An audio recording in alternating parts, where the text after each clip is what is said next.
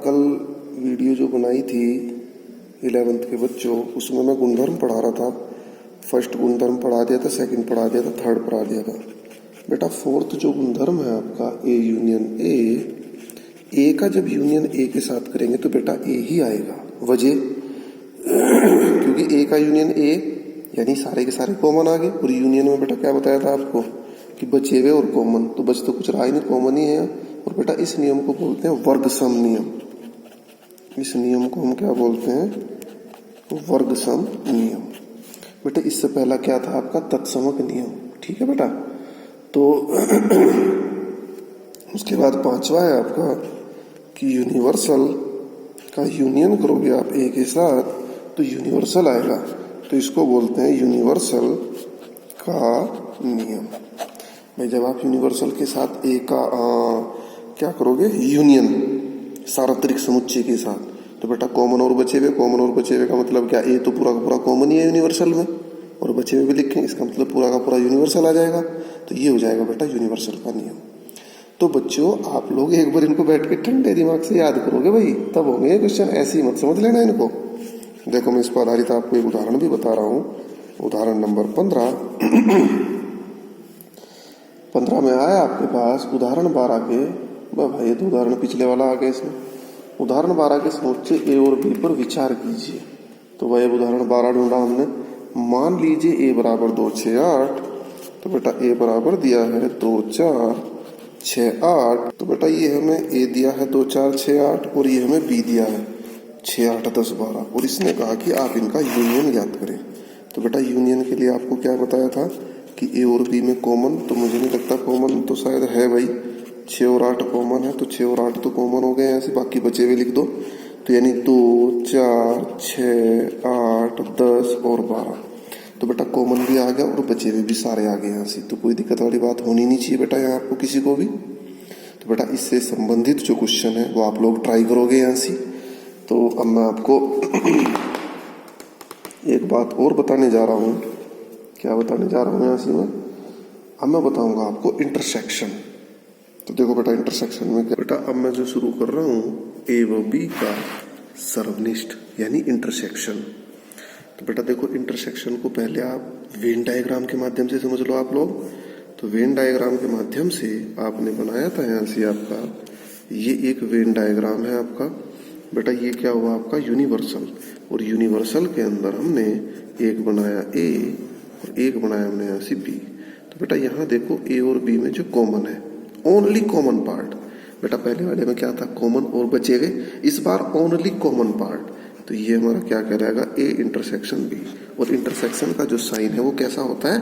Union का just उल्टा। तो इसको हम क्या बोल देंगे? A intersection B.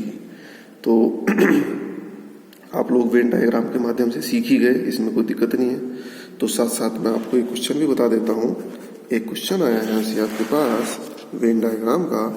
सपोज करो ए इज इक्वल टू दिया हुआ है 2 4 6 8 और बेटा बी इज इक्वल टू दिया है आपका 6 8 10 और 12। बिल्कुल सेम इससे पहला था ना यही क्वेश्चन। तो हमने क्या किया भाई? ए इंटरसेक्शन बी। इंटरसेक्शन जब हमने किया तो इंटरसेक्शन का मतलब क्या है? केवल कॉमन पार्ट। तो ये आ गया आपका 6 8। दिस इज द आंसर बेटा। जबकि यूनियन में क्या था? कॉमन और बचे हुए सारे। इसमें क्या है? Only common part. It's okay. तो मैंने वेन डायग्राम के माध्यम से आपको सिखाई दिया कि केवल कॉमन पार्ट कैसे लेते हैं। और बेटा घबराना बिल्कुल नहीं, चिंता बिल्कुल नहीं करनी, सब कुछ आ जाएगा। कोई चीज समझ नहीं आएगा दोबारा बताऊंगा मैं आपको। अब बेटा इसकी हम प्रॉपर्टी पढ़ेंगे। तो देखो इसकी प्रॉपर्टी क्या है आपकी सर्वनिष्ठ की। तो प्रॉपर्टी है बेटा, सबसे फर्स्ट प्रॉपर्टी, अगर आप ए इंटरसेक्शन बी करते हो या फिर बी इंटरसेक्शन ए करते हो तो कोई दिक्कत नहीं, दोनों का रिजल्ट सेम ही आता है भाई। तो इस प्रॉपर्टी को हम क्या बोलते थे? कल भी बताया था। इस प्रॉपर्टी को हम बोलते थे क्रम विनिमय नियम का पालन करता है। उसके बाद बेटा सेकंड प्रॉपर्टी थी कि A intersection B intersection C या फिर ए इंटरसेक्शन और बी इंटरसेक्शन सी, यानी ए का बी के साथ इंटरसेक्शन करो फिर सी के साथ, या फिर बी और सी का करके फिर ए के साथ। तो बेटा ये इस नियम का पालन करता है। इस नियम को हम क्या बोलते थे? साहचर्य नियम, एसोसिएटिव लॉ। तो बेटा इसका भी पालन करता है। उसके बाद थर्ड नियम जो था तो उसी से हम मैच करेंगे इसको। थर्ड नियम बेटा ये था कि अगर आप फाई का इंटरसेक्शन ए के साथ करते हो तो कॉमन क्या आएगा, फाई। भाई दोनों तरफ जब कुछ कॉमन है ही नहीं, जबकि फाई का यूनियन अगर आप ए के साथ कर रहे थे तो ए आ रहा था, यहाँ फाई का यूनियन जब आप ए के साथ करोगे तो फाई आएगा। It's okay. और इसको हम क्या बोलते हैं बेटा, फाई का नियम। इसको हम बोलते हैं फाई का नियम।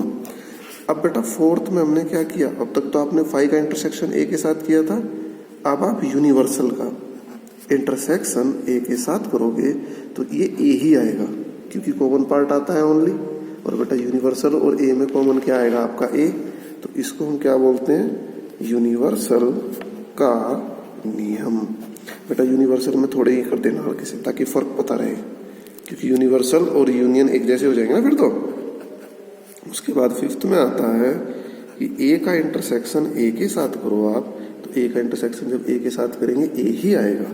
इसको बेटा हम कौन सा नियम बोलते हैं, वर्गक्षम नियम, आइडेम्पोटेंट लॉ। इसको हम बोलते हैं वर्गक्षम नियम।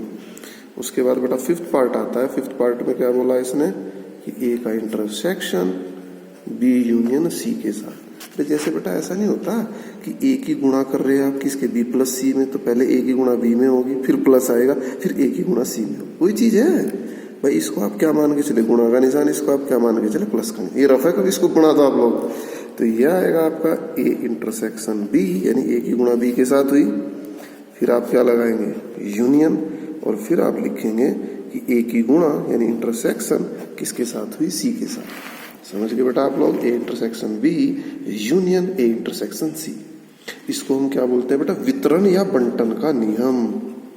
इसको हम क्या बोलते हैं, वितरण या बंटन का नियम। तो बेटा ये भी बात आप लोगों की समझ में आ गई। हालांकि इसके वेन डायग्राम भी नीचे दिए हैं, तो इन वेन डायग्राम को मैं आपको किताब के माध्यम से एक बार दिखा रहा हूँ। इनको आप एक बार बनाएंगे और समझेंगे। कोई नहीं समझ में आएगा तो मेरे से पूछेंगे। बेटा किताब के माध्यम से आप देखो, ये है आपका बी यूनियन सी, तो बी और सी आपका यूनियन हो गया। उसके बाद बेटा ये है आपका ए इंटरसेक्शन बी। तो मुझे उम्मीद है क्लियर समझ में आ रहा होगा बेटा। और किताब में पेज नंबर है ये 19। उसके बाद बेटा ये है A intersection B union C, कि ए का इंटरसेक्शन करेंगे हम किसके साथ, बी यूनियन सी के साथ। फिर है बेटा ए इंटरसेक्शन सी, फिर है आपका A intersection B union A intersection C. तो बेटा इनको आप समझने का प्रयास करेंगे। किसी की अगर ये चीज समझ में नहीं आएगी तो वो मेरे से पूछेगा, फिर मैं उसको समझाने का प्रयास करूंगा। आप चिंतित मत हो लेकिन बिल्कुल भी। तो बेटा नया टॉपिक शुरू होता है, समुच्चयों का अंतर। तो समुच्चयों के अंतर को आप ऐसे लिखें, ए बराबर है आपके पास 2 4 6 8 और बी बराबर है आपके पास 6 8 10 12। समझने का प्रयास करें बेटा। तो अब से पहले आपने यूनियन समझा, यूनियन में कॉमन और बचे हुए सारे। फिर इंटरसेक्शन समझा, इंटरसेक्शन में केवल कॉमन पार्ट। तो बेटा कॉमन क्या है दोनों में, 6 8। अब हमें क्या करना, a माइनस बी। तो बेटा जब हम a माइनस बी करेंगे तो a माइनस बी का क्या मतलब हुआ कि a में से वे तत्व हटा दो जो आपको b में दिखाई दे रहे हैं। बेटा अगर a माइनस बी है तो a में से आप वे तत्व हटा दो जो b में दिखाई दे रहे हैं। तो a में 2 4 6 8 है, तो बेटा 2 4 तो हम हटा नहीं सकते क्योंकि ये तो b में है ही नहीं। बी किसके लिए दावा करेगा हटाने के लिए, 6 और 8 के लिए। तो 6 और 8 क्या हो गया हमारे, हट गए। तो कितना रहेगा केवल यहाँ से 2 और 4। तो बेटा इसको हम क्या बोलेंगे, a माइनस बी। मुझे उम्मीद है समझ में आ रही होगी बात। उसके बाद मैंने बोला b माइनस ए, तो b माइनस ए का भी वही मतलब है कि b में केवल वो तत्व रखो आप जो a में नहीं है। तो बेटा b माइनस ए का मतलब कि b के तत्व बचे हुए। भाई 6 और 8 तो कॉमन हो गया ना, तो b में बचे हुए कौन कौन से हैं, 10 और 12। तो ये आ गया आपका b माइनस ए। तो मुझे उम्मीद है ये बात क्लियर समझ में आई भी होगी आपके। अब बेटा इसी चीज को मैं वेन आरेख के माध्यम से आपको दिखाऊंगा। चलो मैं किताब में ही दिखा देता हूँ एक बार आपको। सबसे पहले आप ये देखिए a माइनस बी। तो a माइनस बी का क्या मतलब हुआ कि देखो a का कौन सा पार्ट हटाया, जो b में कॉमन था, जो b के साथ मैच हो रहा था वो निकाल दिया बस। बाकी a का बचा हुआ पार्ट क्या कहलाया आपका, a माइनस बी। ओके समझ गए होंगे आप लोग। a माइनस बी क्या कहलाया, a का बचा हुआ पार्ट जो कॉमन था वो हमने निकाल दिया। अब देखो नीचे क्या दिया इसने, a माइनस बी। तो a माइनस बी कौन सा, इधर वाला पार्ट है, जबकि a इंटरसेक्शन भी ये वाला पार्ट है। और ये क्या है आपका b माइनस ए। ओके तो बेटा ये सारी बातें आपको दिखाई दे रही हैं, आप लोग किताब में देख सकते हैं पेज नंबर 20 पर। तो बेटा इसमें कोई चिंता वाली बात नहीं है, जरा सी भी घबराने वाली बात नहीं है। अब मैं इसके थोड़े से क्वेश्चन तुम्हें करने को दूंगा। आज का जो होमवर्क है आपका, उदाहरण 18-19, पीछे भी कोई उदाहरण छूट गया बेटा उसको भी आप लोग करोगे। तो एक्सरसाइज के 1.4 के क्वेश्चन 1 से 6 तक के आप कोशिश करेंगे। बेटा नहीं होगा आप मेरे से पूछेंगे, कोई चिंता वाली बात नहीं है बिल्कुल भी, लेकिन आप लोग प्रयास करेंगे सबसे पहले।